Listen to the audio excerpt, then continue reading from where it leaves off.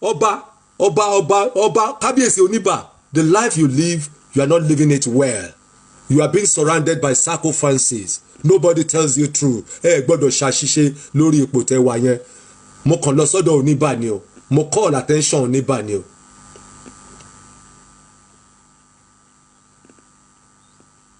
Mo call attention kábíyèsí Oniba ni o. Kábíyèsí Oniba. Tó bá jẹ́ pé Ifá ló yàn yín, tó gbé yín sípò tẹ́ wà yẹn, ẹ̀rí bá ti ṣe ẹ̀ túbọ̀ rọ̀ náà gbégbá ju bẹ́ẹ̀ ṣe wà lọ́wọ́.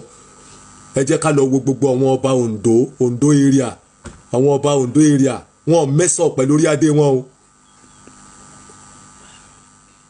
Yabade is my brother, how are you doing? Àwọn ọba Ondo area, wọn mẹ́sàn pẹ̀lú adé orí wọn o.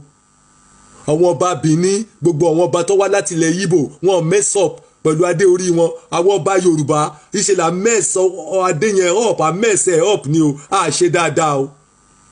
Àwọn ọba Yorùbá ò ṣe dáadáa o. Kọ́lọ́mọ kó tọwọ́ ọmọ ẹ̀ báṣọ o.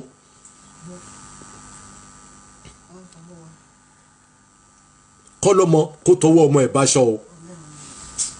I'm begging every one of you. Ẹ má máa jẹ́ ká wá ṣubú ara wa o. Ẹ rí i pé ohun tó ṣe Onífọ̀, ọba orílẹ̀ Ifọ̀ yìí, ọba orílẹ̀ Ifọ̀, wọ́n ti rí nǹkan tó ń ṣe tí ò dáa. Wọ́n ti rí nǹkan tó ń ṣe tí ò dáa. Instead ká tètè sọ pé kábíyèsí àwọn nǹkan báyìí ò dáa, ká tètè dìde. Now he has come to this dance floor. Kí ni èrè tá a rí gbà? Okay, I did never Deji Akure party here since I have living. Àwọn ọba Ondo, Èkìtì, wọ́n pọ́n adélé. Ẹ má jẹ́ ká mess up, ẹ má jẹ́ ká mess ara wa up. Ẹ má jẹ́ ká mess ara wa up. Àwa Yorùbá, I mess so many things up. Lágbára Ọlọ́run á fún mi láyè láti sọ̀rọ̀ Sunday Igboho ní lọ́la lórí èpè tó gbé bàbá Ọbásanjọ́ ṣe. Mo ń bọ̀ lórí yẹn. Ṣé Sunday right àbò wrong? I will let you people know. Mi kàn máa ń jáde wá sọ̀rọ̀ anyhow because mo like profile mi. I'll build up a profile that people do emulate to imitate me in anything that I am doing. I am calling attention of all Yoruba Obas. Gbogbo ẹ̀yin Yoruba Ọba, gbogbo ẹ̀yin agbègbè tí wọ́n ń fi ọba jẹ, tí wọ́n ń fi àwọn ọba rubbish jẹ. We have to remain calm. We have to change our style because gbogbo àwọn ọba mo dẹ̀ pé categorically I call Oniba Ekun, kábíyèsí Oniba Ekun, ẹ láti tọwọ́ ọmọ yín baṣọ. Ẹ ní rìn ìjọ tẹbi ń pọ̀nà. Nike, you are welcome, my love. Ẹ láti tọwọ́ ọmọ yín baṣọ, kábíyèsí Oniba Ekun. Ẹ wo kéèyàn tó ní mo wálé òun wá béèrè nǹkan kan, mo wá béèrè àlàhàìlà mi mọ reason tá a fi ní ìtẹ́lọ́rùn ni o. Ká ní gbogbo wa fèsì iṣẹ́ wa bó ṣe ya ká fèsì ẹ̀ tọrọ kọ́bọ̀ tó wá jẹjú ká máa lọ rábàbà wájú àwọn ọba tí ò yẹ ká lọ rábàbà wájú ẹ̀ lọ.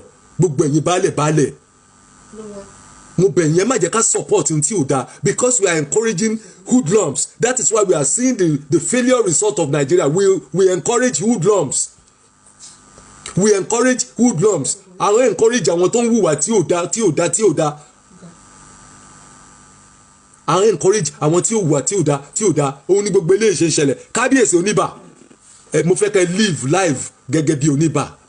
Kábíyèsí Oniba, yes, be bam, how are you? Kábíyèsí Oniba, mo fẹ́ kẹ́ live live yìí pé jámọ́ nǹkan kan wájú Ọlọ́run. Gbogbo okùn gbọ̀rọ̀gbọ̀rọ̀ góòlù tẹ̀sán mọ́rùn yẹn òfo ní kòròfo nígbà ayé. Gbogbo nǹkan tẹ̀sán mọ́rùn yẹn tí kan nú ẹ̀ tó bá tó ó tà kẹ́ fi dá iléeṣẹ́ nylon lẹ̀ ẹ lọ dẹ́lẹ́ tà kẹ́ fi dá iléeṣẹ́ nylon tó bá jẹ́ original ni tí kì í ṣe fake o because a lot of people ń gbé costume sọ́rùn. Àwọn èèyàn wá rò pé nǹkan gidi ló gbé sọ́rùn, wọ́n wá máa sáré ohun tí kò yẹ kí wọ́n sáré ẹ̀. Kábíyèsí Oniba, mo súnmọ́ ba níwọ̀n ẹgbẹ̀je, mo rìn jìnnà sọ́ba níwọ̀n ẹgbẹ̀fà àrọ́bá fi lọ́ba pa wọ́n orí fi o.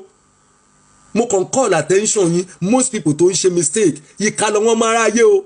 Ìka ṣe rọ́bà orílẹ̀ Ifọ̀ yẹn àìmọye àwọn èèyàn tó súnmọ́ kábíyèsí yẹn tó jẹ́ pé wọ́n máa ní kábíyèsí òun tẹ́ ẹ̀ ṣe yẹn òun ló dáa jù òun bẹ́ẹ̀ ṣe ṣe yẹn rí dáa jù bẹ́ẹ̀ ṣe ṣe á dáa fún yín kábíyèsí á yẹ ìkàlẹ̀ wọ́n á fi àfihàn ọba yẹn lẹ̀ wọ́n á tún lọ sọ nǹkan míì ta wọ́n á tún lọ sọ̀rọ̀ míì ta pé ẹ̀ ń tọ́ pé lórí burúkú ni a máa jẹ́ kó pa wá n kò jẹ́ pé ó ti pa pásítọ̀ kan ó ti pa kìnní kan. These are the things people around you will do. Mo ẹ̀wò gómìnà méjì ni mo ti bá sọ mo ti bọ́ tún bá Gbẹ́ngà Daniel sọ́rí. mo bá OGT sọ mo ní why do people all your friends are calling you excellency ṣáà lórí tó gbé Gbẹ́ngà Daniel mo ní ká ní gbogbo wọn náà mo ń ṣe láwọn ilé yìí ọ̀rọ̀ yìí wọ́n sọ lẹ́nu yìí ìkànnì wọn gómìnà dẹ̀ lórí wa mo ní Gbẹ́ngà olùsà olóòrè mi ní ẹ wọ́n jù mí lọ but I use the satanic word to make my deliver to make my dialogue easier and penetrate to him. Since then he gave me the respect tí bá kí fóònù mọ́lẹ̀ pé your excellency ọmọ ní ọ̀fìn kí ni torí ṣe ẹlẹ́ni bọ̀dù ó jọba ni ó jẹ́ ọba ni ó jẹ́ ìjòyè gómìnà ni ẹ ní ìdánwò ìkọ̀kọ̀ ọ̀pẹ tó jẹ́ pé ọ̀rọ̀ yìí jọba máa sọ pé òṣìṣẹ́ ìgbàdẹ́rẹ́ yìí àwọn bàbá tó wà lẹ́kọ̀ọ́ wọn bàbá yẹn mo bàbá ṣe fẹ́yìn bí Tinubu ṣe wà yẹn tí Tinubu bá ṣe tí ò náà máa pe Tinubu bẹ́ẹ̀ Bọ́lá dáadáa ló dé ìṣirò mo ṣe lánàá yìí dá mo tún lè ṣe mo tó fi sọ pé Tinubu ó tó fantastic politician ó jẹ́ fantastic politician mo tó fi lè achieve gbogbo tó fẹ́ achieve yẹn. Everybody keeps saying our society has failed us. Who are the people in the society? Are we not the people in the society? Èmi àti ìlàjọ wà society. Kí ló mú mi sọ̀rọ̀ yìí?